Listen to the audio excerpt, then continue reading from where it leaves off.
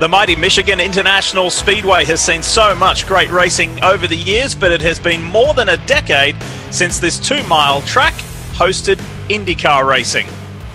Hi folks, welcome. This is round 3 of the iRacing INDYCAR Challenge, part of the virtual NTT INDYCAR series. Lee Diffie, along with the NBC Sports regulars Paul Tracy, Townsend Bell, we're all talking to you and coming to you from our respective homes. We're ready to get this going today, guys. 31 drivers in today's field, the biggest field thus far this year, and it's the first oval of the year. That's worth getting excited about, Townsend, isn't it? It is. It's a bigger field, as you said, and a bigger track at Michigan, which means high speeds and close wheel-to-wheel action. It's going to be fast, flat out, and it's also drawn in some drivers that we didn't see in the first 2 rounds. Remember, Sage Karam, Scott McLaughlin won rounds 1 and 2, respectively. They're part-time drivers on the regular IndyCar schedule, so the full-timers need to step up. It's pulled in guys like Marco Andretti, Paul, along with some others.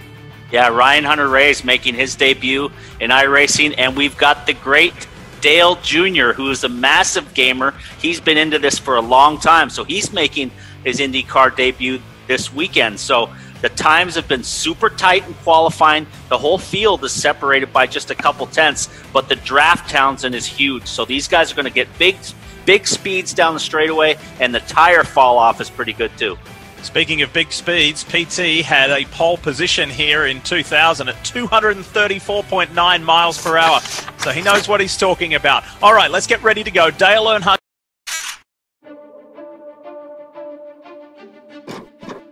And here are some important points for today's race. 85 laps or 75 minutes, whichever comes first, and that fuel window will be important. Somewhere in between, say, laps 32 to 37, expecting a two-stop race, of course. Really essential to note only one full driver reset. And Tony Kanaan is the only driver in the field who has experienced a victory here at Michigan International. Time now to take a look at the keys to this race. What are the important points and how are you going to win this one? Well, here are our views anyway on the keys to the race. Townsend, why don't you kick it off?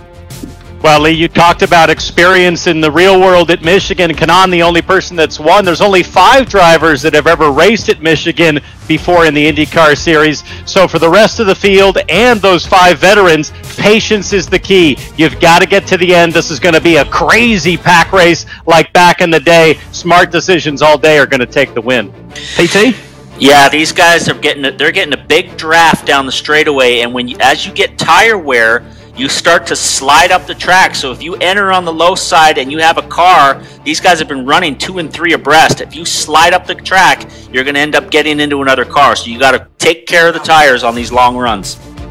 And for me, it is about the big one or the big ones, plural. Speaking with the drivers, they are expecting it. A lot of them are just going to play it safe, or they want to play it safe just to be there the long run. So we will see. Can you stay out of that danger zone, so to speak? Really pleased to say that this week we've got Marty Snider joining us in the virtual pit lane as we say hello to him. And what have you got for us, Marty? Well, Lee, it's going to be fun to virtually report from Michigan International Speedway, and obviously you guys mentioned a moment ago Dale Earnhardt Jr. in the race today. I chatted with him a moment ago via phone after practice, and there he is right from his house right now, and he said, I feel pretty good about where I am. Actually got up to speed. He said, earlier in the week, I was a little bit nervous. I got to be honest about that. But I talked a lot to Jimmy Johnson, had a lot of practice with these guys, and I feel pretty good about how good the car is. So, Junior, we can see him from his seat. We'll see the drivers all day long from their seats, and we want to see where you're watching this race from your seat. So, tweet us using the hashtag #TweetYourSeat, and we want to see where you're watching iRacing from Michigan. It's going to be a fun one today, Lee. Dale Jr.'s done about 5,000 iRaces. I think he is a big fan of it. A lot of experience, and you can expect to see that number 3 nationwide car at the front of this field because he has been practicing really well. All right, time for today's invocation, and we turn to IndyCar Ministries chaplain, Chuck Lessick. Let's pray. God, we're thankful for time spent together today in community around this virtual IndyCar race. As our world continues to be challenged by this pandemic, we ask your hand of protection over all of us. God, we're thankful for the freedom we have in this country and the freedom available through you. Lord, we ask this race be a blessing to everyone involved. It's in Jesus' name I pray. Amen. Chuck Lessick there from INDYCAR Ministries, and it's to get us going today. And now it is time for the national anthem to be performed from a contestant from season 16 of NBC's The Voice, Beth Griffith Manley. Oh, say, can you see by the dawn's early light what so proudly we hailed at the twilight's last gleaming, whose broad stripes and bright stars through the perilous fight o'er the ramparts we watched were so gallantly streaming, and the rocket's red glare, the bombs bursting in air, gave proof through the night that our flag was still there. Oh, say, does that star-spangled banner yet wave?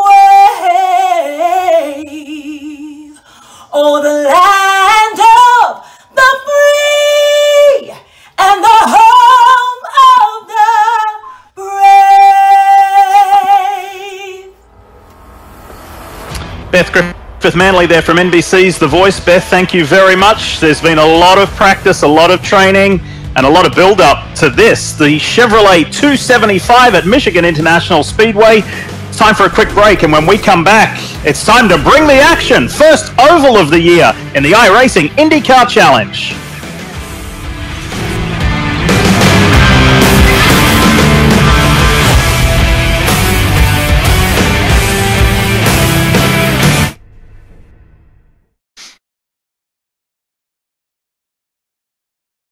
Do that mic sound okay, bud, or what? I don't know if it's getting any better or not.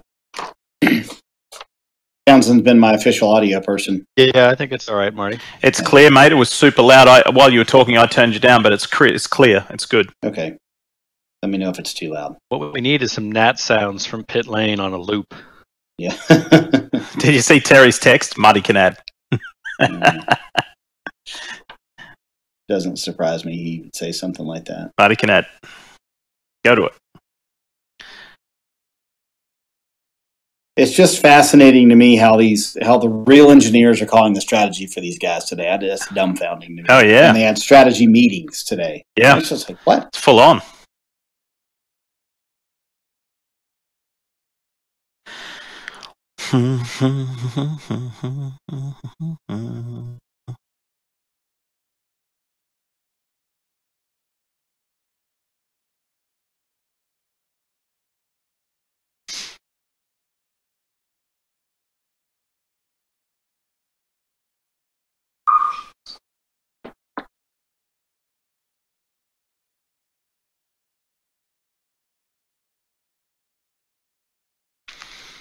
Wasn't the poll time 2:19 PT? I think that's what you're asking.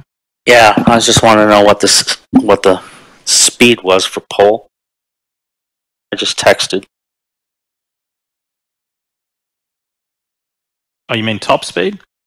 No, average. Wasn't it 2:19?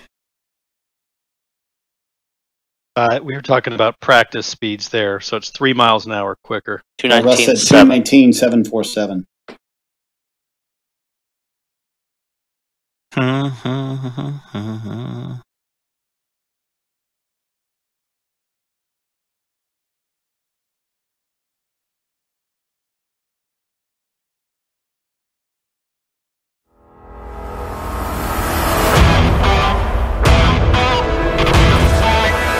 It's round 3 of the 2020 iRacing INDYCAR Challenge. This is the Chevrolet 275 from Michigan International Speedway. After Watkins Glen and Barber Motorsports Park, this is the first oval of this 6-round series. and there may very well be one next week. You'll have to stick around and pay attention to find that one out. But this is going to be very exciting on this 2-mile oval here at Michigan International. Has not hosted IndyCar in more than a decade. 2007 was the last time IndyCar competition raced here, and we are ready to get things going. Before we do, let's have a look at, because it's a big talking point of the rigs, these sim rigs that the drivers are using. What about Santino Ferrucci's? Hey guys, what's up? This is Tweet Your Seat, challenge done by NBCSN, and I'm here to take you through my rig.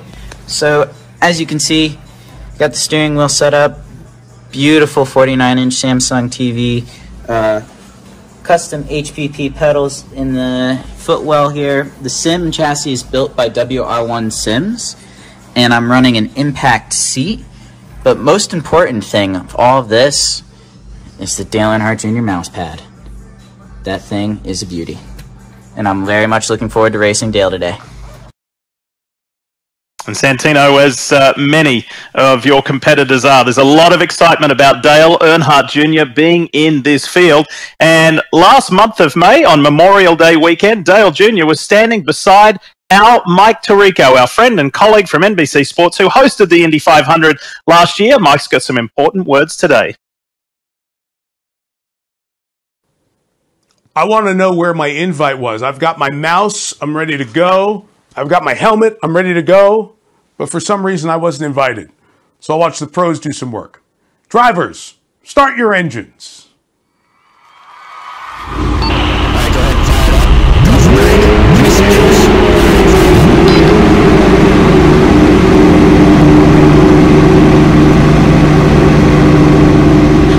And you see the Husky Chocolate Honda Chip Ganassi Racing, the red and white car there of Swedish driver, second-year racer Marcus Ericsson, who breaks the stranglehold on the pole position set by Sage Karam, who missed 2 races. But here, Ericsson has done really well. He was driving incredibly well at last year's Indianapolis 500 as a rookie, so we'll see what Marcus can do today. He's had a bit of a rough run in these opening 2 rounds, where he has had contact and he's been taken out pretty early, but we'll see what he can do alongside Will Power.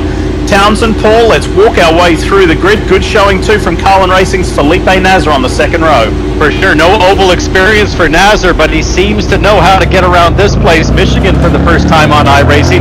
McLaughlin, of course, the story at Barber at the last race weekend, dominated the show with a clever pit strategy, battling his teammate Will Power there and Rosenquist for the finish. But Alex Palou, Paul, has been a front runner in all the first 2 rounds, and he's qualified up front as well here. Absolutely. Look at how tight the field is. You're talking about hundredths of a second are the difference here between the front to the back. These lap times equate to 219.7, which was pole position. All these guys pretty much running in the 219 bracket. Look at Sage Karam there inside row 5. He's one of the most experienced sim racers on the field. He was on pole for the first 2 rounds. As we look further back, Joseph Newgarden, the 2019 champion, his teammate Pagano sitting down in row 11. Ferrucci, another sim racer. You just saw the complexity and sophistication of his rig. So all these drivers will be looking to use that massive toe that you'll see here at Michigan, the huge draft, and work their way to the front. 75 laps, rather 75 minutes or 85 laps, whichever comes first. It's Marcus Ericsson down on the low line for Chip Ganassi Racing Team. Penske's Verizon Chevrolet of Will Power, who has finished on the podium in both of the opening races so far in this iRacing IndyCar Challenge season. Marco Andretti in the field, Ryan Hunter-Reay in the field, Max Chilton, Dale Earnhardt Jr. and James Davison are the 5 new entrants and what has been an incredibly exciting iRacing series. Ready to go here at Michigan International. Kyle Kaiser in that green and white car looking racy. There's a crash coming to green and about 4 or 5 cars involved in that. It looks like Rosenquist might have lost it there. Somebody got on the throttle too heavy with a big shot as the yellow's out on lap 1 straight away, Paul. That was visions of Kevin Kogan there back in the 80s at Indy on the start. It was visions of the US 500, the time that we ran there back in 1996, but a disastrous start for some of these guys. We'll have to see who got through this clean. This is really going to shape the complexity of the race. Who was able to get through that melee, and who's got a good car right now. My guess is that drivers were debating, Lee, on whether or not to be in first or second gear, depending on the pace car speed. And just like the real thing, you can get too much wheel spin on the start, and it looked like several cars went out in that. I think I saw Robert Wickens, Lucas Oil, Arrow, McLaren SP car in that wreck as well. We'll find out who those in the crash were, as behind under the yellow, unexpectedly, at the beginning of this Chevrolet 275. Not the start we were looking for.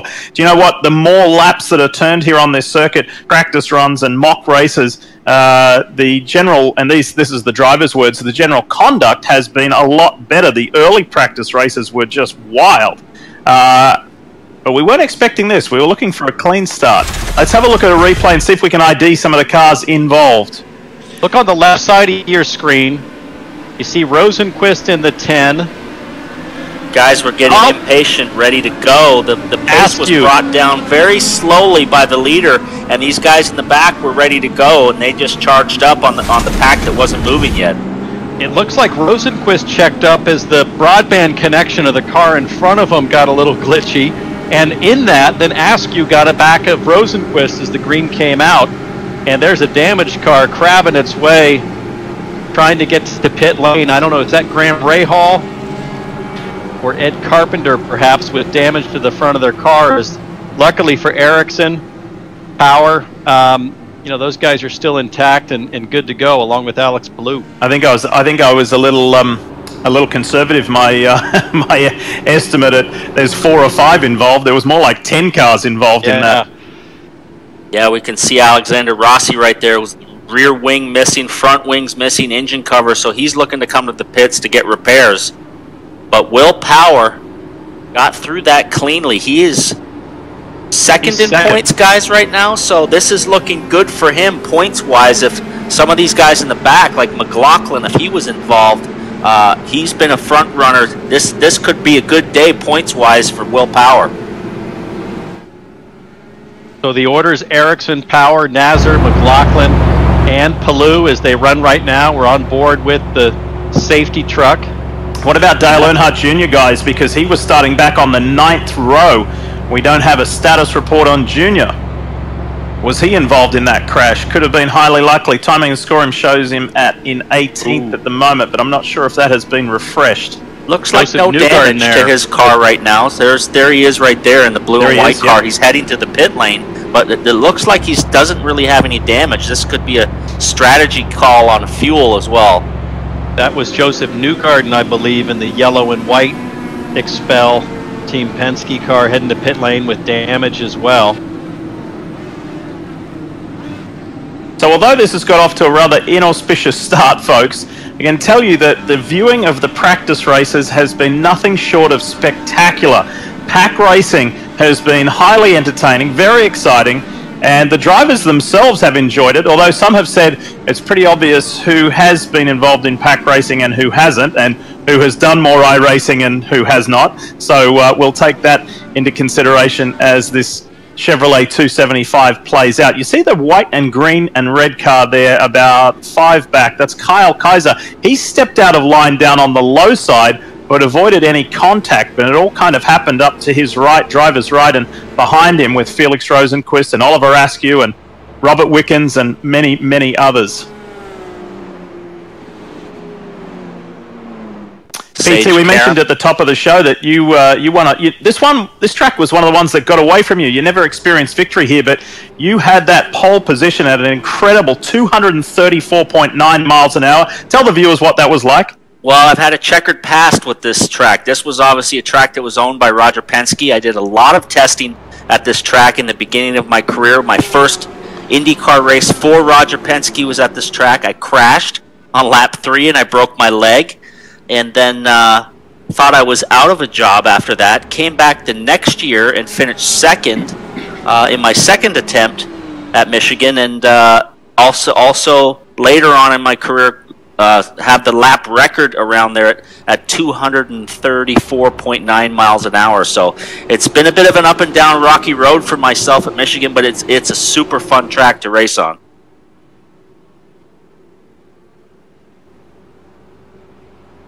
I'll tell you, Lee, one of the things you got to be careful of here at Michigan are those seams that are quite distinctively laced through the corners there. You see 1, 2, 3, 4, 5 seams where the asphalt was laid down, and as the years go by, those seams can grow. I had quite a ride there in, I think it was 2005, racing for Panther Racing there. Got loose on one of those seams and went for the slide of my life. Biggest drift I've ever done at 220 miles an hour, so those can catch you out. And I think the big thing today is as we get deeper into the green flag stint, Paul talked about this at the start, tire wear really becomes an issue, especially if you're running mid to deep in the pack in that turbulent air. You really start to move around, and a lot of slide jobs happening out there. Wherever you are watching around the world, well, here in the United States on NBCSN, in the UK on Sky Sports F1, in Canada, or whether it be on YouTube, wherever you are in the world, glad that we could bring you some form of sporting relief here with this Chevrolet 275 at Michigan International with the NTT INDYCAR Series. And speaking of international, you've got a Swede ahead of an Aussie, ahead of a Brazilian, ahead of an American in Ericsson and Power and Nasr. And then Sage Karam, Kyle Kaiser, Graham Rahal, who, by the way, won a practice race yesterday. As we have a look at Pato O'Ward, the Arrow McLaren SP driver, and his setup at home. We got a sneak peek of this yesterday too, by the way, and watching him in competition. And Paul, to watch his eyes dart left and right and up and left and right and all around, it was incredibly intense. Yeah, he's looking at that screen with a lot of concentration. So relaxing right now. Things are going to get intense here in the next lap or so, and you'll see with these home videos, you're going to see these guys, how hard they are actually working and concentrating. Dale Jr. currently running 18th right now, looking pretty chill. Whole blackout scene there for Jr. I like that. Not a single distraction except focus forward. I exchanged some texts with Junior earlier today, and basically the message was, as Marty Snider reported earlier, he said, I feel good about myself. He said, obviously I've got a lot of iRacing experience, but certainly not in an IndyCar. And he said, to be honest, I'm kind of fanboying it a little bit. When I went to the Indy 500 for NBC Sports last year, I just loved it. I couldn't believe what I was seeing because it was his first Indy 500. And he said, I've been a fan of these IndyCar guys like Will Power and Scott Dixon and Ryan Hunter-Reay for so many years. He said, they're thrilled to race against me. He said, I'm thrilled to be in this race. He said, I'm being a fanboy myself, which I thought was terrific. Looks like we're going to be getting ready to go here as now Marcus Ericsson brings it up to speed. Nice pull away. Everybody's spread out nicely. Green flag. Let's go racing at Michigan International Speedway. Single file restart, everything nice and clean. And let's get some good green flag laps under our belts. Ericsson leads. Will Power already drafting up. He's looking for a way by. He wants to sit out front, Townsend. And there he goes. Big draft for Will Power. He looks to the inside, going down the back straightaway. They'll be too wide, but Power with the position as they head into turn 3. Ericsson keeping some clean air high as we ride on board right now with Felipe Nasr. This is the look of the new aero screen. So what you're seeing here is virtually what it looks like in real life. So as he's now starting to draft up and look at the Nasr being very cautious there. This is on board with Sage Karam, currently running 4th. He's working the high side, grabbing clean air onto the front wing, going high on Will Power. I like how conservative Nasr was there. He had a nice toe going, but he just kind of settled in to ride around right now. Now we'll go 2 by 2 into turn 3. Now, when we go on board in the various views, folks, and if a graphic doesn't pop up, you can look to the right-hand side, in front of the driver's right hand on their dash. It will have their driver ID. So before a graphic pops up, if you're wondering who it is, you can see there, Pato O'Ward, car 5. There's the ID there, as he is right in the thick of it with Zach Veach, right there in the Gamebridge Honda for Andretti Autosport. Kyle Kaiser running at the front for Juncos Racing. And look at Sage Karam on the inside. Sage Karam goes to the bottom as Will Power slides up the track. The tires now are already starting to go away. Sage Karam still side by side. And look at Ericsson trying to figure out, what do I do here? Do I thread the needle or just kind of settle in? He opts to settle in heading into turn 1. Nice little side draft there by Sage Karam. He got onto the back tire of Will Power, took the air off, put some air on his back wing as Will Power drafts back up and a slingshot down the back straightaway. But right behind him, there's double slingshots coming. Nasr and Ericsson. Ericsson in the red and white car. Nasr in that dark blue Carlin car. They both kind of back out of it, heading into turn 3. And now we ride on board. Graham Rahal. Graham Rahal moving up through the field. There's his at-home view. Look at the concentration as he goes into turn 1. Look at the steering wheel on there. Look at the vibration. That's what it's like in real life, guys. Off-season mustache for Graham Rahal. A little bit of a different look as he steers the Total Honda for Rahal, Letterman, Lanigan Racing. Up high on the high line, is that Dalton Kellett? It is for AJ4 Racing. And there is Kyle Wood down on the low line near Kyle Kaiser, T-Bell.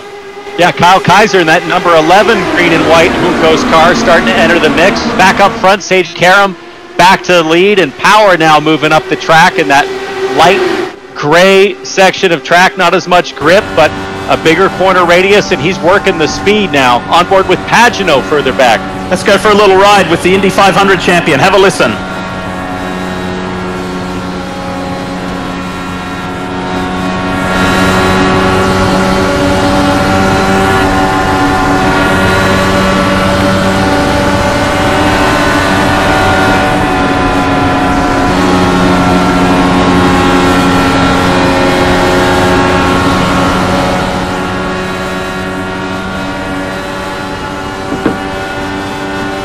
I'm noting just how conservative Pagano's being on the throttle there. He wants no part of an early accident, just kind of riding around, taking it as easy as he can on the tires and not pushing. As you see, his teammate Newgarden passed him about 20 seconds ago, and he's pushing to the front. So two totally different strategies in terms of how you drive to conserve your tires today. Yeah, he's doing the exact opposite of what he did in the Indy 500 last year, where he wanted to sit out front and lead that race and be in the clean air. I think right now his strategy is to move towards the back and chill out and wait for the end of this race because we've got a long way to go. By the way, in a full green flag stint, of course we had, what did we have, 4 or 5 laps under yellow.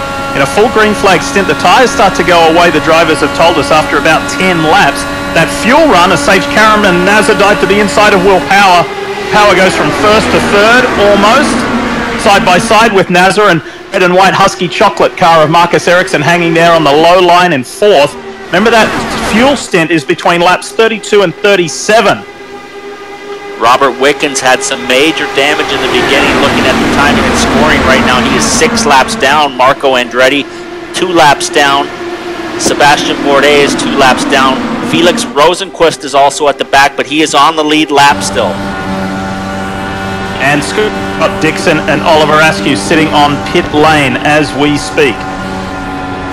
Tough break for Askew because he won one of the practice races yesterday. He was in good form. Dixon, in his second iRacing IndyCar Challenge, was really excited about today.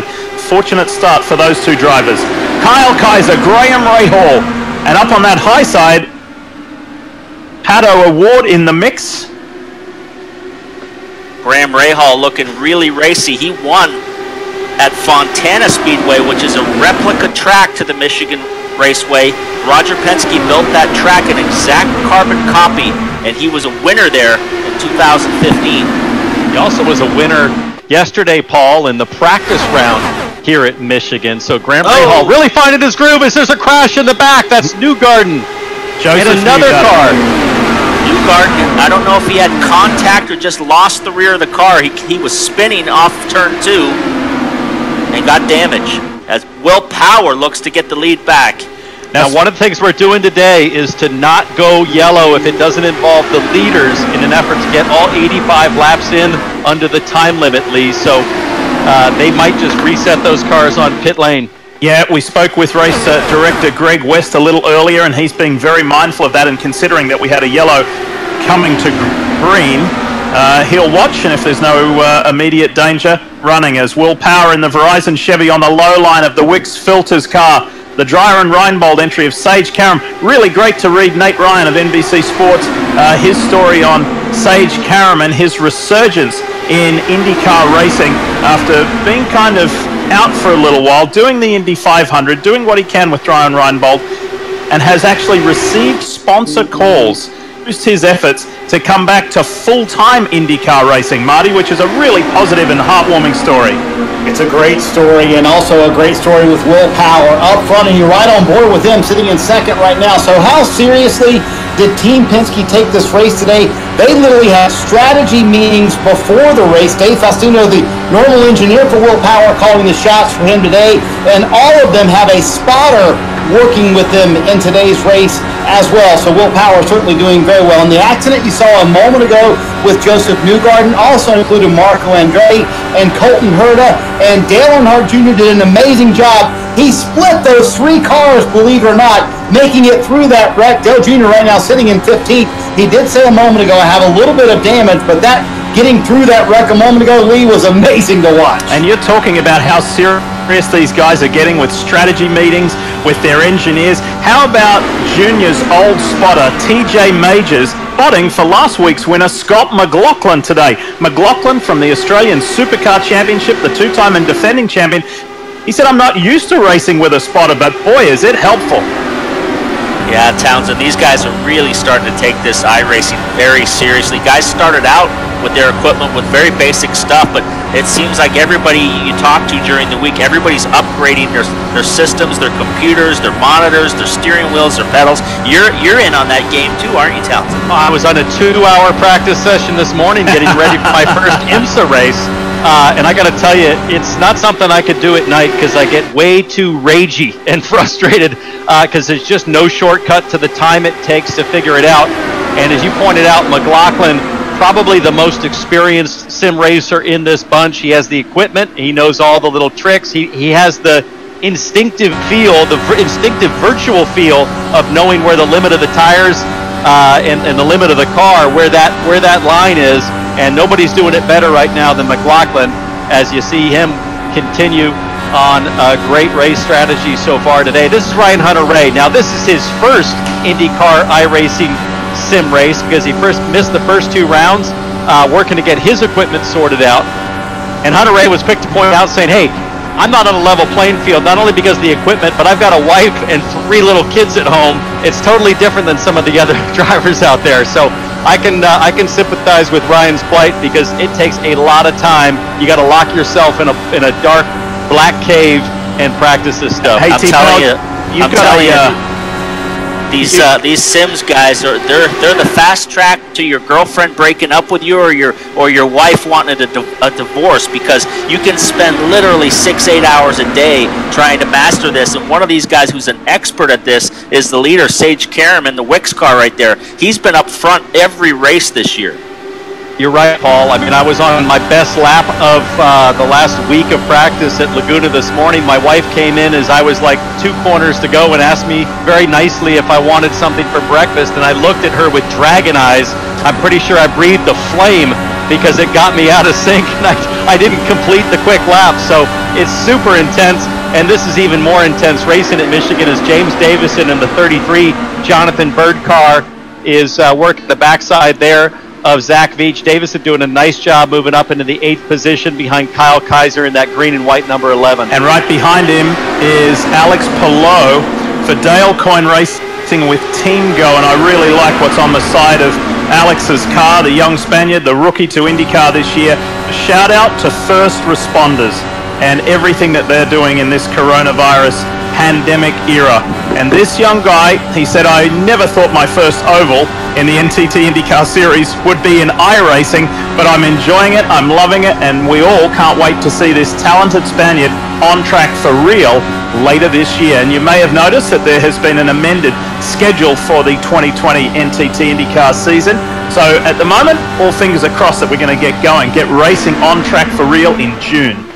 And you can just see how gingerly Palou is working the high line, trying to find clean air on his front wing. And Paul, even if you're a sim racer, there's no guarantee that Palou's been doing a lot of high-speed IndyCar oval sim racing the last few years. So it seems like he's sort of tiptoeing it out here in the early stage, about 10 laps before we pit, just trying to figure out how to make this thing work at the end of a tire stint. Well, just got passed by Rossi. These cars look very similar to each other as we take a look at Robert Wickens' unit at home. Watch his steering. Now watch the vibration go through the steering wheel. That's what it feels like in real life. These cars have force feedback.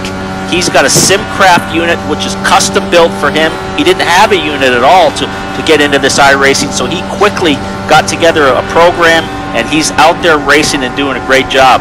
And some of these electric direct drive motors that they use, the servo or the motor, you can use either term really, that the steering wheel connects to, they can generate up to 25 Newton meters of torque through the system. So it's very physical.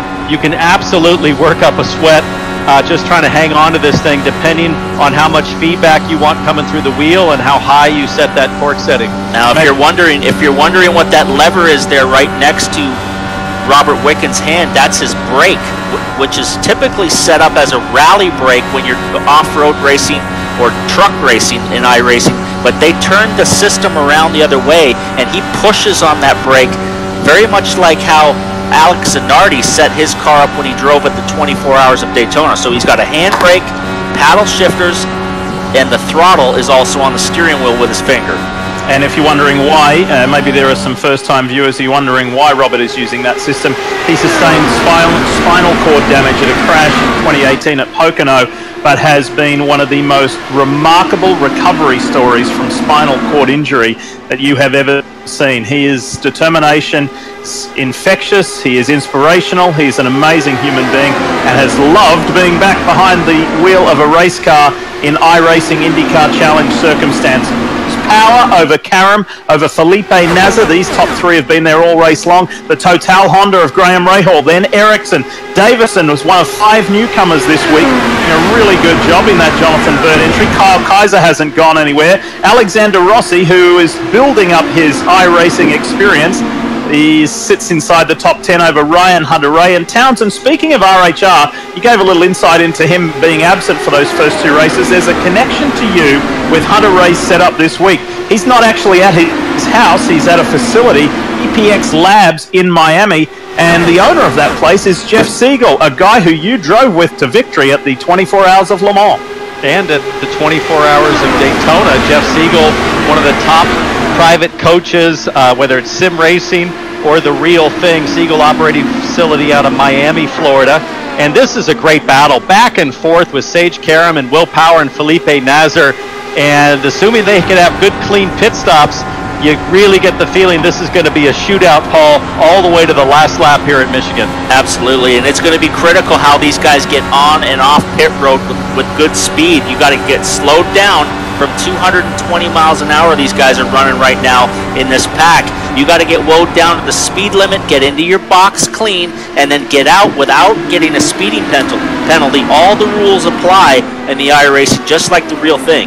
Hey, here's a snapshot of motor racing history for you, and kind of on a humorous note, the all-blue car there on the low side, the Carlin Racing Chevrolet of Felipe Nasr, and just 2 cars back in the red and white Husky Chocolate Honda for Chip Ganassi Racing, Marcus Ericsson, formerly teammates at Sauber in Formula One. Would they have ever imagined that they'd be racing each other several years later in iRacing INDYCAR Challenge at Michigan International Speedway? No way they wouldn't have.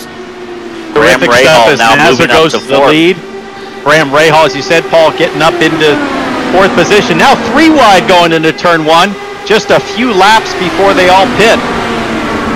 I just saw Kyle Kaiser go below the white line just to indicate, I think, to the field that he might be pitting this lap.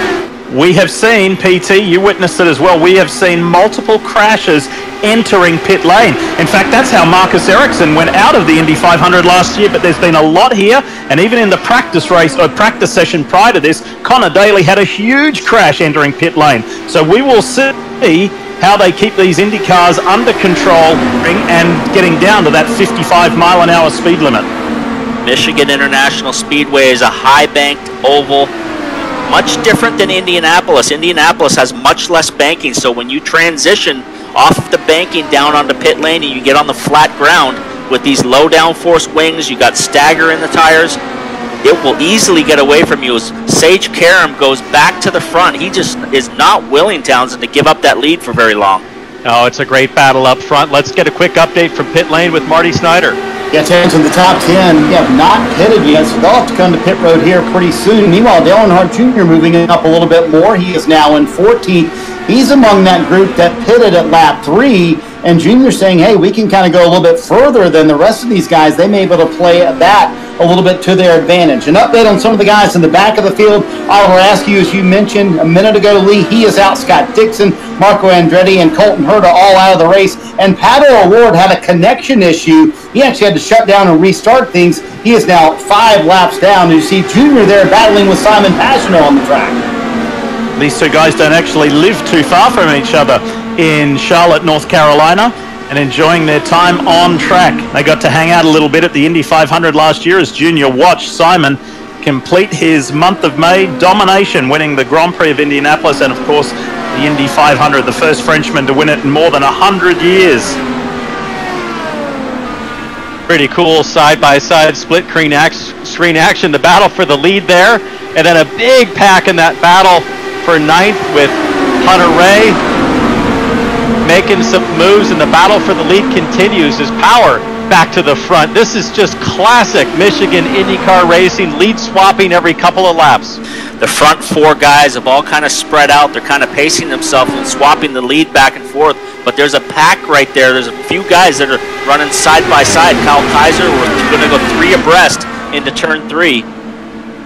Just a little further back, you saw that sky blue and white Gallagher Carlin Chevrolet of Max Chilton. Chilton doesn't race the ovals in the NTT IndyCar Series anymore, but he's decided to come on in at this iRace, and here he is on cue. Max Chilton to pit road. The background, that looks like Connor Daly as well. It does. Chilton was a lap down, must have had an issue early on. Currently sits 25th. So he'll come to his box as we go back up front. And once again, Sage Karam making a move on Power. You got to think Power's going to have a go here just as soon as he tucks in to grab the draft. And Nasr probably learning a lot from watching these two guys lap after lap. And these guys are running so close. You got to be careful when you come on pit road. You got to signal to these guys and get down below the white line and let them know you're coming in, because if you jump on the brakes and get down on the pit road, they're running so close you'll get run over the back of you. Sitting 4th in that black and red car is James Davison. And Davo, as he's known, is a very handy oval racer. Really good all-rounder, and perhaps at times not given enough credit. He's doing a really nice job. Sage Karam goes to the pits. First of the leaders to peel off. Karam in that Wicks Chevrolet headed a big moment further back. I think that was Ed Carpenter in the 21, locked the rears and almost got away from him coming to pit lane. Now we'll have to see how they blend out when Power and Nasr and Ray Hall and these front runners come to the pits under green flag. It's going to be fascinating to see how that battle happens, what the in and out laps look like for everybody in the top 5. There goes Power. Peels off. So he took the low line, was flat out all the way around in a car, sliding out right behind him. That's Davison. That's Davison has lost it on pit entry. Davison tried to get just a little bit more on the brake zone, and now he's stuck in neutral trying to figure out how to get going.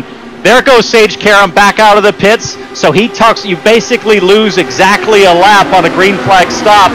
Now keep in mind, Nasr still has not to come to pit lane, or Ray Hall, and it looks like Ray Hall's just about to peel in now. Here he comes in the Total Honda, straight down Nasr. Oh, pull it up, pull it up, pull it up. That could be a pit speed violation. We'll have to see. Lost it. Oh, too bad for Nasr. He whips it around real quick. He might not lose too much time, but he gets collected by Kyle Kaiser. Dalton Kellett, that is, that got into the back of Felipe Nasr. All kinds of trouble coming to pit road. Meanwhile, clean and clear, in and out for Sage Karam, the Watkins Glen winner and the highly experienced iRacer. Did a super job, Marty. Did we not predict, Lee, there would be trouble coming to pit road? And there has been trouble coming to pit road. You know, a lot of the strategists are saying they're not sure Sage Karam can make it all the way. You see Joseph Newgarden coming down pit road, another guy's pitting now, and there will be other teams that stay out even further than this, lap 48 or so. And again, Dale Earnhardt Jr., we've been talking about him. He can stay out longer than almost everybody. You see on the right side of your screen when they last pitted. Junior, Scott McLaughlin, among those. Pillow came down lap 3, so all those guys can come down a little bit later, and that could pay big dividends. And another driver losing it coming to pit road lead. Oh, my goodness. Alexander Rossi having all kinds of issues, so super slippery in the final 200-300 feet before the pit speed line. We ride on board here with Dale Earnhardt Jr., so he's making his first stop.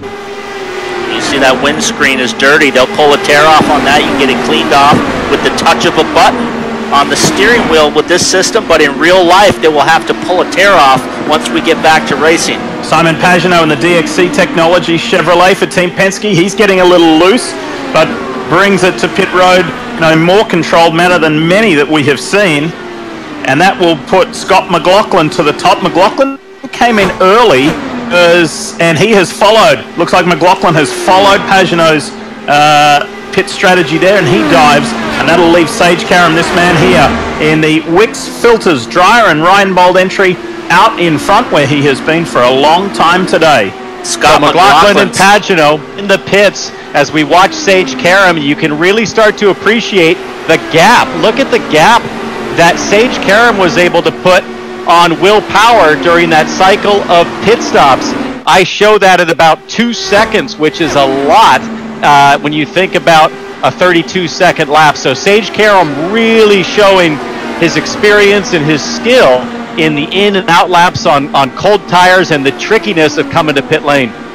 Scott McLaughlin used this same strategy of pitting early last week to put himself in the winner's circle. Will that pay off today? But like you said, Townsend, Karam was so smooth on the pit road, he virtually lost no time getting on and off, whereas we see a lot of the other guys were getting sideways and just trying to collect the car in the pit lane. And considering how loose and squirrely Ed Carpenter was on his pit entry, he's done a good job to be up there in third ahead of Graham Rahal. So Karam, Power, Carpenter, Rahal, and Alexander Rossi, top 5. Connor Daly right now, 11th, 10 seconds back. Harvey, Hinchcliffe, Earnhardt Jr. after his pit stop has now dropped down to 14th with McLaughlin right on his tail. Just got an update from pit lane from Kelly Stavist, NBC Sports reporter, who tells me that Will Power has asked Ed Carpenter to work together to try to catch back up to Karam. So Power very cleverly realizing, hey, Karam beat us on that last round of stops. There's only 38 laps to go, so he's asking for friends and family around to help out, and let's draft together and catch back up to the young kid from Nazareth, Pennsylvania that has been the class of the field so far. And they're all Chevrolet-powered cars, by the way. Sage Karam from Dry and Reinbold, the Team Penske Verizon entry of Will Power, and the Sonax entry of Ed Carpenter. And speaking of Chevrolet, it's time to bring in now the Vice President of Performance Vehicles and Motorsports at General Motors, a man who we know really well in the racing world. That's Mr. Jim Campbell. Hey, Jim. Lee, how you doing? It's great to be with you guys. We are doing well. It is so fun to see. It's good to go racing, isn't it? Oh, it's just so, it feels great. It's so great that INDYCAR iRacing and NBCSN put this together to give us a little bit of joy and a little bit of hope that we're going to get back to the racetrack. And I'll tell you, it's fun to watch these guys run around Michigan. And Paul, listen to Paul talk about actually doing it. It's really, really cool. This track is about 70 miles from our headquarters in Detroit. We know it well. It's kind of our home track, so we love it. Can I ask you briefly, just a little, to step away from the racing side of things for a moment? We have seen automotive manufacturers and race teams all around the world chipping in to do their bit to help with whether it be ventilators or masks or whatever. Can you elaborate more on GM's position? Yeah, there's no question. I mean, well, we're enjoying this race right now. The seriousness of this COVID-19 pandemic going around the world it's unbelievable. And we had about thousands of our GM employees and our suppliers teamed up to see what they could do, what we could do as a team to help the situation and really support the medical team on the front line. And so we converted a plant in Warren, Michigan to create surgical masks. And we turned that plant over in a very short amount of time. And we're running multiple shifts there to create surgical masks that we're now, we're making about 40 to 50,000 a day and to support the frontline workers. And then the other piece is related to the need for ventilators. And so we teamed up with a company called Ventec Life Systems, and we have turned over a plant in Kokomo, Indiana. It's about 60 miles north of the Speedway in Indianapolis. And we converted that over to build ventilators. And so we've teamed up with their suppliers, our suppliers, and we are now building ventilators in Kokomo that we can get to the front lines where they need them most. And so while we're enjoying this race right now, we also understand the seriousness of what's going on. And I'm so proud of my teammates at GM and our suppliers who said, how do we help? And by the way, the INDYCAR teams based in Indianapolis and Charlotte have also done a great job of trying to help in any way they can. Every single one of the teams. I'm really proud to be part of this community. Well, Jim, thank you very much for everything that you and General Motors do in motorsport, but especially what you're doing on the health side of things right now to help people suffering in this coronavirus pandemic. There he is, the Vice President of Performance Vehicles and Motorsports at General Motors, Mr. Jim Campbell, who has racing front and center. He is so passionate about this, and he may just see one of his cars win in this Chevrolet 275. It's been power and carom at the front all day long.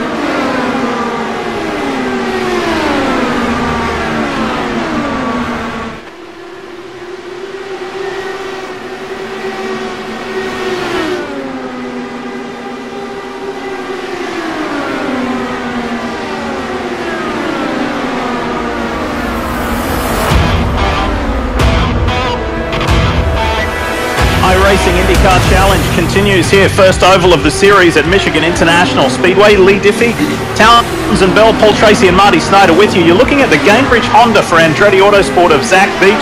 And you know what? This coronavirus era, this unprecedented time, it brings out the creative best in all of us, doesn't it? Zach Veach said that he was worried about not making today's race because he had a throttle spring break on his sim rig. And he said, I didn't know what to do. So guys, he pulled apart his girlfriend's sewing machine and found a spring that fitted perfectly, and it works ideal, and he's running in the top 10. He's 6th at the moment. Even more impressive is that he's got a girlfriend that has a sewing machine. That's kind of cool. Look at Veach working the backside of the teammate Alexander Rossi there in the 27 car. Alex is having a great day today. It's been a struggle for him the first 2 races. He is not a sim guy. He says he's not a sim guy, so this is all very brand new to him as comparison to Sage Karam, who's very much a sim guy who's on a sim all the time. So great day so far for Alexander Rossi. He's looking like he typically does on ovals. He's racy and up front. Looking out the back there, Sage Karam, great shot as Will Power goes back to the front. And then that's Joseph Newgarden, another Team Penske car. But Newgarden currently a lap down, trying to get back on the lead lap, Marty. Yes, Joseph trying to get that lap back. If he can, you see him trying to dive underneath his teammate there, Will Power. Interesting, among these top three, they're really trying to work together to pull away from the rest of the pack. Kelly Stavis obviously texted you that, Townsend.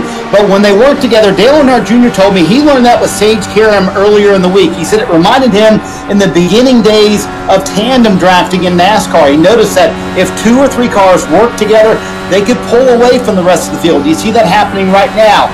However, these cars pitted earlier than everybody else, and listening to Ben Bretzman, the strategist today and the engineer normally for Simon Pagenaud, they are convinced this top 5 cannot make it the rest of the way on fuel, that unless they have a caution, they won't make it to the end of the race. And there you see where everybody pitted right there.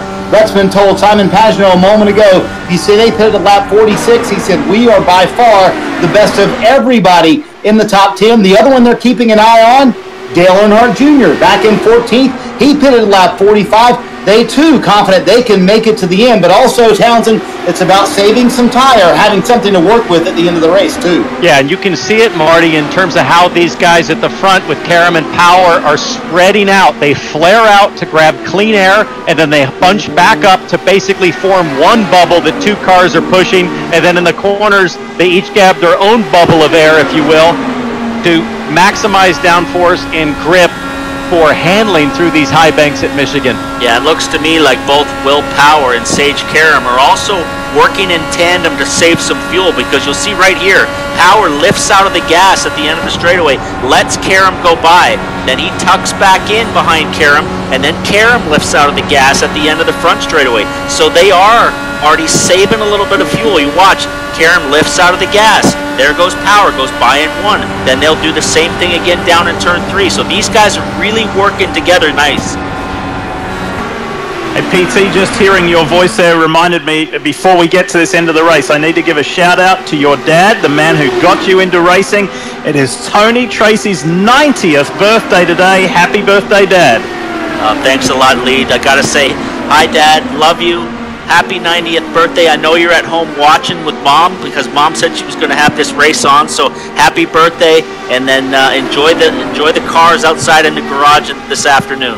And there goes Ed Carpenter into the pits for the second time. He gets loose and squirrely, and he's trying to keep it under control, and a broadside's on him. Carpenter has been in that top group for a long time. What a shame. That's going to cost him a lot of time. Alex Palau and Alexander Rossi running nose to tail. Look at this lead group now. Joseph Newgarden is in there, but he is a lap down, so he's not part of the mix, but going to start working with his teammate. Newgarden trying desperately to get to the front, hoping a yellow comes out, but he's got to be so careful that he doesn't interfere with his teammate, Will Power, in his battle to win this thing, as Power takes the lead again. Sage will step back in, and now Graham Rahal has caught up to this group. So now the 4 of these guys, if they start working together, they could really start to put some distance on the field. They've got a 3-second lead, 2.9 seconds on Palau. So, getting a little close. And that's what Newgarden needed. He gets his lap back. The wall. So now Newgarden gets to the front. Here comes Rahal too. Rahal is challenging Honda at the front up against the 2 Chevrolets. So Karam, you're looking back at race leader Sage Karam, then Will Power, and then Graham Rahal. And Karam puts Newgarden back a lap down. Newgarden had to check up there, coming up to Max Chilton. I understand that Max Chilton has an issue where he's stuck in 5th gear. Can you imagine how frustrating that must be for Chilton to not really have a chance to draft up and grab top gear here, as they almost go 3 wide, with Newgarden really starting to put the pressure on Sage Karam and say, yeah, I might be fighting to get back on the lead lap, but it's Team Penske that you're going to have to contend with all the way to the finish here. Sage Karam's got to be careful that he doesn't get into a battle here with Will Power's teammate. Could this be some team tactics to get Sage Karam off of his game and make a mistake? Guys, keep an eye out on a couple of other drivers. How about iRacing rookie Ryan Hunter-Reay? He's running 6th. Very good, and he's less than 4 seconds off the front. Pagenaud in good shape. James Hinchcliffe in the 10. And Dale Earnhardt Jr., who has raced at Michigan International in Cup some 36 times. He's a 2-time winner in Cup Series competition in NASCAR. And look at that. Look of focus. and determination. He felt comfortable coming into this, and he just may be there in 16 laps time, depending on fuel loads of those ahead of him. He looks so calm and focused, Lee, as that move on Dalton Kellett puts Dale Earnhardt Jr. into the top 10. 16 laps to go. He's 17 seconds back. So Marty, still possible here for Jr. to draft up and join this party at the front. Yeah, how about the IndyCar rookie Townsend Jr. making his way into the top 10? Now he's 9th as you see him get another spot. And a moment ago he told a strategist, he said, I've been running 3/4 throttle this entire time. I hope I've saved enough fuel. And Junior running that high line, Townsend, he's doing that because he wants to save the right front tire. He told me this morning that's going to be key. You save some right front tire, you have something to work with at the end. But this battle for the 9th spot is getting saucy with Dale Earnhardt Jr. back there having a fun run. Yeah, the challenge here for Earnhardt Jr. is that he has about a 14-second clean air gap in front of him. He needs somebody to tow with, like these guys at the front, riding on board with power. Look at Karam get to the inside of Newgarden there up front, the yellow and black car with Sage Karam, Newgarden in the yellow and white car. And Sage Paul, you Karam pointed it out. Oh, here's Karam. He does not have the fuel to make it, so this could be a disastrous for him. He pitted a little bit too early, so he's had to come back, and I would believe that Will Power's going to have to come back. This could be a door wide open for Dale Earnhardt Jr. to win his first IndyCar race. How about Dale Jr.'s been saving the fuel? Absolutely. So this is going to be fascinating to see how this plays out, Lee. How about Graham Rahal? Of that lead pack, he was the first one to pit for the final time. What's that going to do for Rahal versus these guys who are trying to stretch it? Rahal will have fresh tires with the final 13 laps to go. Now here's Will Power in the Verizon Chevy. Dives for pit road. So Karam, Power, and Rahal from that front group are all in. The guys who are looking really good right now are Dale Earnhardt Jr. and Scott McLaughlin, who did that early pit strategy. So these guys have a fuel advantage on these front runners. Remember, McLaughlin and Earnhardt Jr. came in early after not even that lap 1 caution. It was coming to green when the full course caution flew. The only full course caution is Chevrolet 275 here at Michigan International Speedway. And it was a long caution, so that's why the first stint for Karam and Power was so long. Now we get to see picture-in-picture. This is awesome. Will Power in the lower right-hand corner, exiting the apron, coming up turn 2. There's Sage Karam. Remember, Karam put 2 seconds on the green flag stop on Will Power the last time, and it looks like Karam's done it again.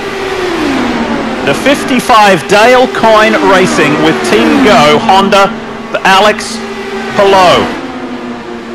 Up front over Ryan Hunter-Reay and Zach Veach as Power gets back up to speed. Then Simon Pagenaud, Kyle Kaiser, Dalton Kellett, Dale Earnhardt Jr. and Scott McLaughlin. You can see the speed of Will Power's car now on fresh tires versus the cars that are out there on old tires. That could help him, but as of right now, he's lost a lap to the leaders.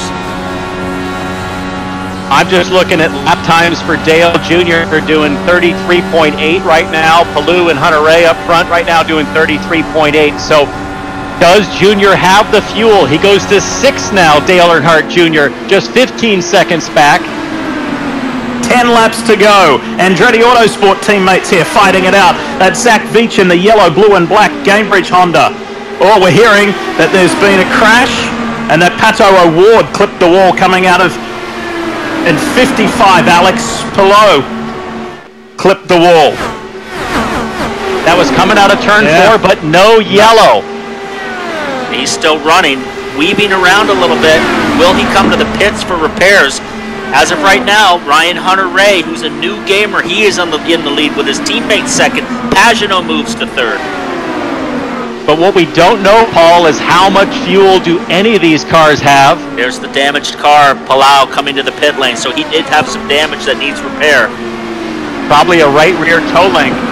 And let's take a closer look at Palou's replay. Exiting turn 4 all by himself.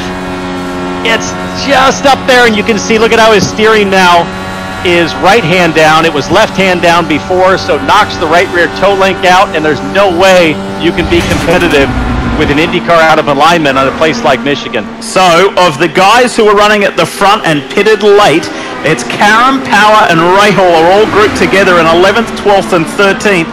Where will they be in 7 laps' time? How's this going to shake out?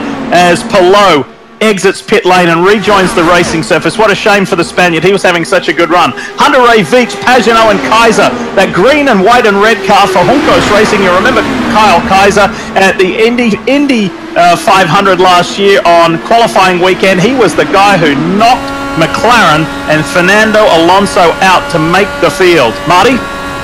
Lee, I'm able to watch Ben Bretzman, the strategist for Simon Pagenaud, who now moves up to second, and he's literally applauding on their private channel.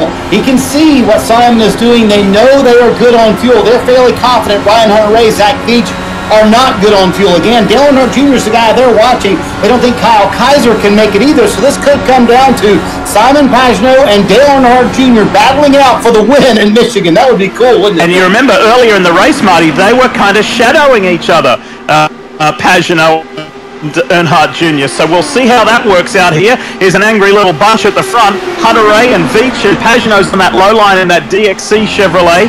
Pagenaud has to be so careful right now as we see and ride on board with Dale Earnhardt Jr. Jr.'s problem is he's 15 seconds back of Pagenaud. They both laps pitted on the same lap. They're 35 laps into the stint. They are 3 or 4 laps to the good on fuel over Veach, Hunter-Reay, and Kyle Kaiser. So Pagenaud's just got to be careful here. Stay out of trouble. You're good on fuel as Hunter-Reay peels off. Palau on fresh tires. Somebody needs to latch onto the back of him as we see Hunter-Reay. I think Veach has got the strategy here. Palau is on brand new tires. If Veach can stay with him in the draft, he might not have... I don't think Veach is going to make it. Not be able to get away by. I don't think Veach has the fuel.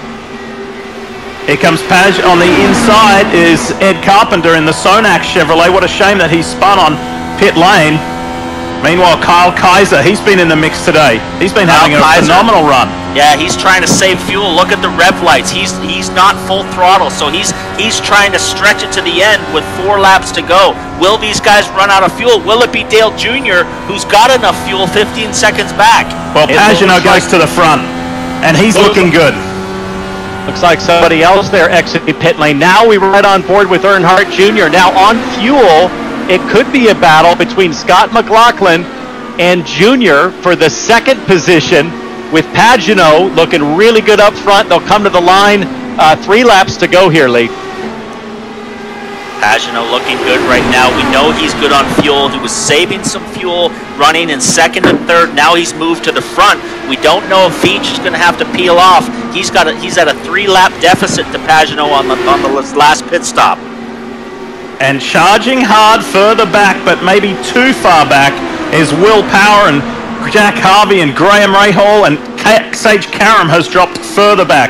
So discount those guys with 2 to go. Keep watching Simon Pagenaud, the Indy 500 winner. Veach tells us now and confirms that he does not have enough. So that takes him out. Now Kyle Kaiser is going to try and limp to the end there. So it's now Pagenaud and McLaughlin and Earnhardt. And can Kaiser do it? If he does it, it'll be a miracle because he pitted at the same time that Zach Veach did on lap 43. Kaiser's out of gas, we're hearing. Trying to hang on, but just not enough fuel. Last lap, last corners here. Simon Pagenaud to the high side, coming off a 4. This guy has been training 3 and 4 hours a day for when racing resumes for real. Well, he gets his first victory of 2020 in the Chevrolet 275. It's a Chevrolet that wins for Team Penske. Simon Pagenaud makes it 3 different winners in as many race meetings. And for Scott McLaughlin in the Snap-on Tools Dallara for Team Penske, McLaughlin gets second. What an iRacing season he's had, with a win, a second, and a 4th. Will Power will get 3rd, or does he? Dale Earnhardt Jr. gets 3rd. Phenomenal effort in that nationwide Chevrolet. In his first iRacing INDYCAR Challenge event, Jr. gets on the virtual podium. Phenomenal effort. Nasr looks like he's run out of fuel there on the inside, and Rahal round out the top 5 in a fuel race. It is the Indy 500 winner who is victorious on the first oval of this iRacing INDYCAR Challenge, Simon Pagenaud. A really cleverly won race. Phenomenal performance from the Frenchman. And think about this, guys. Team Penske, with all of the preparation, the resource, and the focus on this event, finishing 1st, 2nd, and 4th, and Dale Earnhardt Jr. In third, right up there with the Penske drivers, is Pagano, deservedly does some virtual burnouts here. Great stuff from Pagano. What patient drives from all four of those top four drivers? Not really a factor early on, except power really, but Pagano, McLaughlin, and Earnhardt Paul were so patient. Yeah, we saw Simon fall to the back and sit in the back and stay out of the carnage, and then he saved some fuel, was able to pit later than everybody else, and that strategy, unlike the way he ran the Indy 500 where he sat out front the whole time like his teammate Will Power did today, he played the fuel mileage game to perfection and brought home another 1-2 for Team Penske. And Dale Earnhardt Jr. there, it's a Chevrolet day at Michigan International. Will Power, Graham Rahal, they'll be saying, we may have played that one a little bit differently. And then Jack Harvey, great result for Meyer Shank Racing in the SiriusXM Auto Nation Honda. And then Alexander Rossi and RHR, I think, will be inspired by that in his first iRacing IndyCar Challenge. And Ed Carpenter, who could very well have been, fellas, at the front. And Alex Palou, who was at the front for the majority of the day, finishes in the top 10. Going down further in the results, Zach Veach tried to make it, just couldn't hang on with fuel, just like Kyle Kaiser. Connor Daly, 13th, and Sage Karam had a crash there very late in the race, had to come to pit road for repairs. James Davidson looked strong, but had a little incident. Dalton Kellett was looking good. Felipe Nasr ran out of fuel on the last lap. Tony Kanaan also lapped down. Good day for him as well.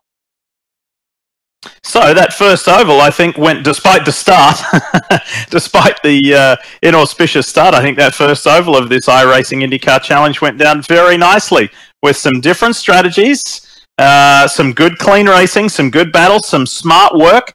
Robert Wickens, unfortunately, was one of those guys who got caught up in that coming to green accident, that mass accident that took out Dixon and Andretti, and Colton Herter was out later on, and Max Chilton. There was a lot of people involved in that incident. Newgarden was a lap down for quite a ways throughout this race.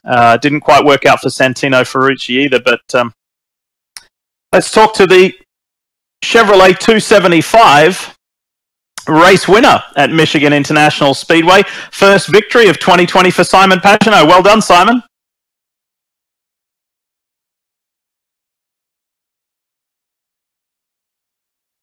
We're just trying to check in with Simon, a little communication glitch there, but we will be able to connect with the Indy 500 winner for 2019, the man who swept the month of May at the Indianapolis Motor Speedway. And remember that the Indy 500 this year scheduled for August 23. So the I don't know what to do. Previous weekend is 500 qualifying, and then is the 23rd is the 500. Come on. And here is the Indy 500 winner, who is also today's winner, Simon Pagano. Well done. Hey Lee, how are you? I cannot believe this just happened. Oh, wow. That's incredible. Nice strategy play. You and Dale Earnhardt Jr. were on a similar one, and McLaughlin was in the mix. You guys played it very smart. Well, it's all credit to Ben Bretzman and also my virtual team that's behind me, Race Clutch. And we work hard to understand this kind of racing, and you know, with the teammates, we work together to try to understand fuel consumption and strategies. And I must say, man, it's a pleasure to bring the DXC car in Victory Lane this year. Hey, Simon, Paul, it looked like you played this race the exact opposite that you did the 500. The 500, you didn't want to give up the lead. It looked like early in this race you were content to kind of drop to the back and stay out of any big trouble or crashes. Yes, absolutely, Paul. And I actually was thinking about that during the race. I was like, well, they're going to think I really lost it. But we were just saving fuel, trying to stay out of trouble. You know, at the start of the race, you know, everybody piled up. We were trying to avoid it, but we ran into. The goal was to stay at the back. We know we didn't have the pace in qualifying. I think I must have done something wrong with my lane. I didn't pick up the speed, so we qualified toward the back and decided to go for option B, which was basically saving fuel and try to conserve tires as well. But we had some good pace as well with saving fuel. Hey, Simon, it's Townsend. I just wonder, at the start of the race, did you go to fuel save immediately, or did you see just what the start was going to be like before you made that decision? How early did you have to commit to the fuel number and the front tire conservation? Front tire conservation was my first goal. We tried to stay in the drive, stay out of trouble to start. Really, that was the goal. Then Joseph got together with someone, and then that's when we avoided the crash.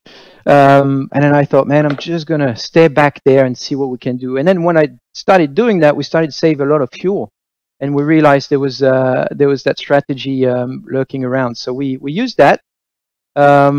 It was very, very stressful. I mean, it's the most stressful I've been in a race car, quite frankly, because there's a lot going on in the headset. I have 2 people talking, plus the spotter, so that's 3. and I didn't know if we were going to make it at the end. So with Vich there, the battle was very very intense. But I had a lot of help from Ryan Hunter-Reay there, so that was cool. Hey, Simon, it's been a really special week. Just recapping your 2019 Indy GP win on NBC Sports, your 2019 Indy 500 win the other night. So we're gonna go ahead and call this Pagano Week. It's been a nice wave of momentum. I love it. Thank you, Townsend. It's been an amazing week actually to rewatch all this, and I've been live tweeting. And I've had a lot of interaction with the fans. That was really cool. Hey Simon, before we go, we need you to confirm or deny. We're getting messages from everywhere that you did actually do this race in your full race suit. Yes or no? Yes, this is correct. Like everybody knows, I sleep in my race suit. And then secondly, we're hearing that wife Haley bought you a bottle of champagne in anticipation of this victory. I have champagne right here with me. I wish you could see it. It's you could see it on my broadcast, but I wish you could see it. It's a beautiful Moet from France, obviously. It tastes good when you get in victory lane. Well, but it's not like the milk. It's not like the milk. Not like the milk. Congratulations on that win. We're going to go from Charlotte, North Carolina to Brisbane, Australia, to the man who finished second in this Chevrolet 275, Scott McLaughlin. Well done, Scott. Another great result. Yeah, thanks, Steph. It was, a bit of, I got unlucky at the start, and then a little bit, we got the right pit play there at the end with my spotter TJ and my engineer Jonathan. They were punching numbers, and it really worked out good there. And, just saving fuel and managed to pass Junior with a few laps to go, Dale Junior. And, I never thought I'd say that, but it's very cool. And it was a lot of fun racing him, and really, really proud to put the Snap-on car in pit lane and on the podium. Hey, Scott, it's Townsend Bell here. Just curious, what time last week you had to get up at like 2 o'clock in the morning? Remind us what your days looked like, because these things at 2:30 Eastern time in the U.S. are not exactly favorable for those down under. No, it's definitely not getting easy at all, Townsend. It's 2:30 this morning. I was up and just trying to wake myself up, and then cracked the stream open at about 3 and got going. But it is what it is. I did a few practice races during the week as well, and that was just really good for me to learn. And I'm actually really enjoying learning how everyone races and how to listen to a spotter. It's the first time I've sort of really done that. So really cool. Hey Scott, Paul Tracy, you've obviously done a lot of races this week. You won the iRace for the Supercars, their debut race. So how much time are you putting in a week on this thing? Do you count your hours? Oh, mate, I'd be scared to count my hours, to be honest. I think, look, I don't know. It'd be a few. It's probably at least a couple hours a day, but maybe more. But let's just, I'm trying to do my best to be in the good books with my wife. Congratulations again, and great to see that you're getting used to working with a spotter. And into this race as the unofficial iRacing IndyCar Challenge points leader. I think you're gonna keep that as well. So another great result for Scott McLaughlin. So we go from North Carolina to Brisbane, Australia, back to North Carolina to say congratulations to a man who's won twice in Cup Series competition at Michigan International Speedway. That is NBC Sports' very own Dale Earnhardt Jr. Well done, Junior. That was quite the race. Yeah, it was a lot of fun. We got a little damage in that wreck on the front straightaway at the start of the race and saved our quick fix, but we never ended up using it. So I had a real bad push in the car, but so I couldn't really run with the lead pack. But it was fun. We ended up getting a third place finish. Hey, Dale, Paul. Hey, I got a question for you. So when you were going through your rehab for your concussions, when you're out, were you using your sim to rehab? Was that something that really helped you out? Actually, I wasn't using the sim too much, but I just had a lot of exercises and stuff like that my doctors would make me do, and the sim stayed parked for about 7 years actually, while I was racing those final few years of my Cup career. Hey, Junior, it's Townsend here. I'm just curious, when you come out of an event like that, where you exercise great patience and precision and strategy, and you finish, it's Dale Earnhardt Jr. in the middle of 3 Team Penske cars, the best team in IndyCar racing over the last 40 and 50 years. Is there a part of you that thinks to yourself, you know what, man, I actually think I could turn up and do a real race as well? Do you flirt with that idea at all when you come out of a result like this? No, not really. I don't know if Amy would want me to get back in a race car, much less an IndyCar. But I had fun racing all those guys. A lot of those guys were pretty ticked off about how the strategy worked out for them. That wreck on the front straightaway at the start sort of took a bunch of guys down pit road and put a bunch of us in fuel mileage mode, and so the fastest cars didn't win. The best sim racer today probably didn't win, but this is as close as I'll probably get to the real thing, and that's why I like it. I can do it from the comfort of my own home, and I'm racing against guys that are real race car drivers. All the customers on iRacing enjoy the service because you never know when you're going to drop into a race and see Will Power or Scott Bloomquist or some of the best racers across the globe. So, Junior, I want to put you on the spot. It's a high likelihood that there will be another oval next week in this iRacing challenge. You accepted the challenge from IndyCar this week. If there is another oval next week, would you be up for it again? Definitely. I really appreciated the invite, and I think I need to do a better account of myself as far as just showing pure speed.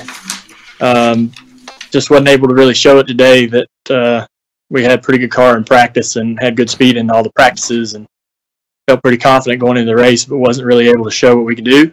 So I'd love the opportunity. Plus, maybe, just maybe, it might be Daytona. It might be Indy. I've never imagined racing against the real drivers in IndyCar at Indianapolis Motor Speedway. What a great trip that would be for me if I could pull that off in the next couple weeks. There you go, folks. You heard it here first. Dale Jr. is going to race again if it's an oval next week, and who knows where that oval may be. Well done, Junior.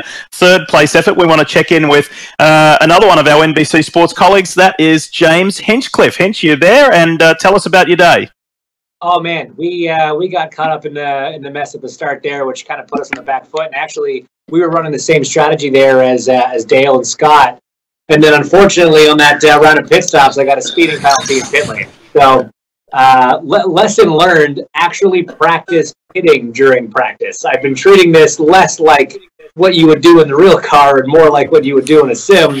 And evidently, when you're racing against real guys, you gotta behave in a real way. So, that one's on me, but honestly, it's a shame because the Genesis car was going to be, I think, in a position for a solid top 5 there. We were all kind of driving around, saving tires, saving fuel, and it was going to work out. But it is what it is. We live to fight another day. Hey, James, it's Townsend. Indy Andretti is famous for teamwork, as you know. The big draft packs in practice. What has it been like to be part of probably the largest multi-car organization now in IndyCar? How much preparation was there in this week in terms of working together, working out a strategy, and kind of getting into a rhythm as a group? It's got to be an advantage. Yeah, it is. I mean, some of the guys were kind of just getting plugged into the whole thing this weekend. Ryan and Marco were sort of new to the arrangement, but Colton and Alex and I had been spending a lot of time together. Kind of coordinating when we were going to go out for sessions because it's kind of open almost all the time, and so you have to sort of decide when there's going to be people there. And so we've been working together on race running, and we had a chat going among the group that has some of the team engineers on it, trying to kind of help out with fuel and strategy a little bit. And I've got a guy in my ear that's helping me with strategy and fuel and all that sort of stuff. So it's, the more information, the better. And we were sharing tips right after qualifying there. Hey, James, Paul, looks like you got a pretty trick setup there with motion. So for all the kids out there looking to get into this, what kind of a setup you got? Steering wheel and pedals and system? Yeah, so this is called a Sim Experience. Sorry, it's the SX 4000. It's full motion, 3 screens. I can't pronounce the pedals. It's those Huskenveld or Huskenveld, whatever. And a Sim Experience steering wheel. And it's actually, I'm one of the few guys that doesn't have one in my house. This is a facility in Indianapolis that runs these things called the Paddock in Indy. And they're closed, obviously, like the rest of the world. So the owners were kind enough to sort of give me a key to come in and do all my sim work down here. So it's a very, very impressive rig. I'm very lucky to get to use it. Well, Hinch, thanks for your time. You've had a bit of a rough run in these first 3 races, so we wish you well next week.